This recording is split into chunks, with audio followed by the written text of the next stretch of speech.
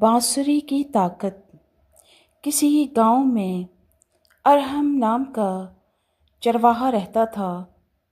वो दिन भर अपनी भेड़ बकरियां चरा कर शाम को बांसुरी बजाता।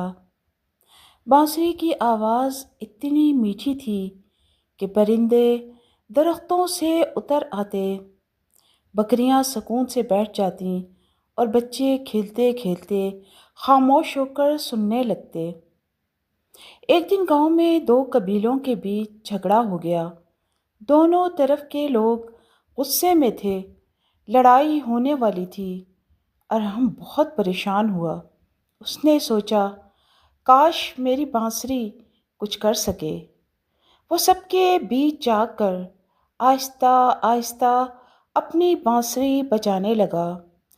शुरू में सब हैरान हुए, फिर एक एक करके गुस्से में खड़े लोग पुरसुकून हो गए। कुछ के चेहरों पर मुस्कुराहट आ गई, कुछ के दिल नरम पड़ गए। कुछ ही देर में लड़ाई ठंडी पड़ गई।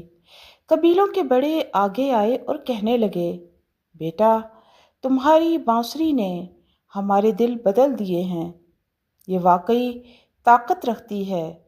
अरहम मुस्कुराकर बोला, ताकत बांसुरी में नहीं, बल्कि इस मोहब्बत में है जो हम दूसरों के लिए अपने दिल में रखते हैं।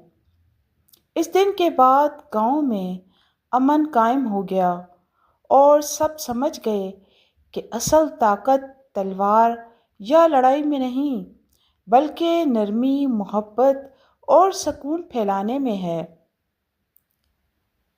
तो दोस्तों, आपको भी बांसुरी की ताकत का अंदाज़ा हो गया होगा कि जिसने हर तरफ अमन, सुकून और खुशियाँ बखेर दी थी। शुक्रिया।